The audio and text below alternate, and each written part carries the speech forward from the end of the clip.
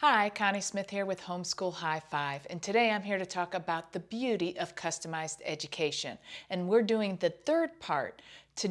We've talked about customized pacing, where we are able to move at the pace for each individual student. We've talked about customized tools using different curriculum and different ways of teaching based on the students' learning styles and just what their interests are.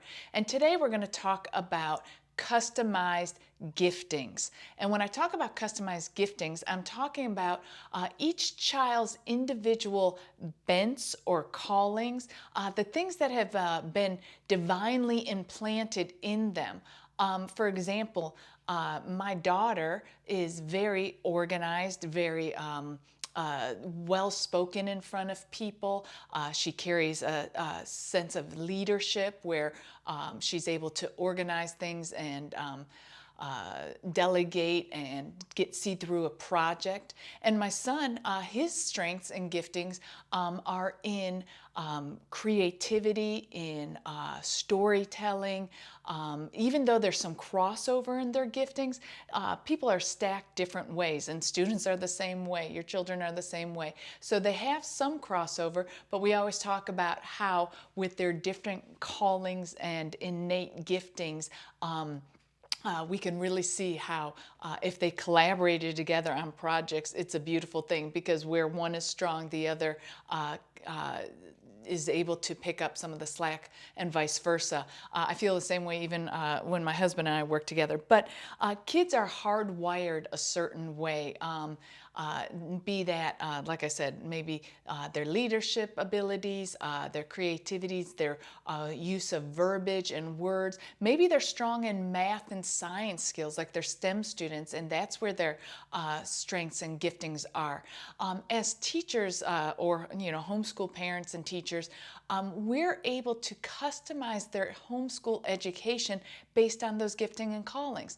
Maybe it's something that you see in them as a young child, and there's certain classes that they take to help strengthen those giftings. When Mikey was younger, he took some classes, art classes. He took a class at the Center for Puppetry Arts where they did a stop motion thing, because those are the things that he has interest in, but also he has the storytelling gift and creating films and scenes and storylines and everything. Those are things that we've put effort and emphasis on.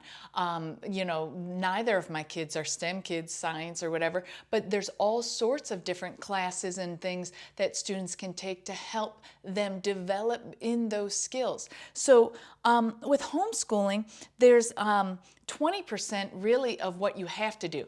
They have to do math and science and reading and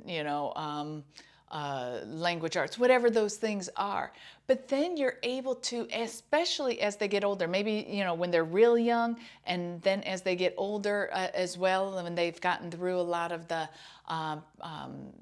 compulsories, there's things that they can take, as they're in high school, electives they can take that are really geared towards their individual callings and giftings. And this is important because as they are growing and in high school, finding out what those giftings and callings are, where their bent is important as they start to figure out, what do I want to do with my life? Where, if they're going off to college, what, possible majors, or maybe it's an apprenticeship or an internship, or, whatever that is, knowing those callings and giftings are going to be helpful. And some, you may see, little buds coming up in their early years, maybe as they've gotten into middle school or even high school. Sometimes you're like, just trying to see where their individual callings are. But some, Mikey, for example, right out the gate, it was like we knew the direction he was going in, even without our prompting. And our goal as parents have always been to turn them towards the light.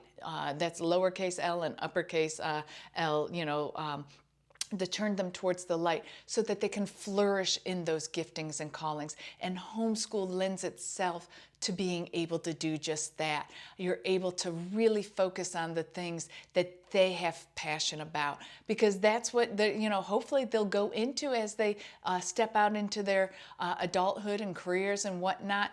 And as you're able to develop those skills in them and those loves and those passions, it's a beautiful thing. And it's one of the reasons why I so much love homeschooling my kids. So hopefully these teachings have been a blessing to you, and I hope that you're still getting gleaning information and wisdom out of these teachings. I'm so glad you've tuned in. Remember, you can do this, and I believe in you.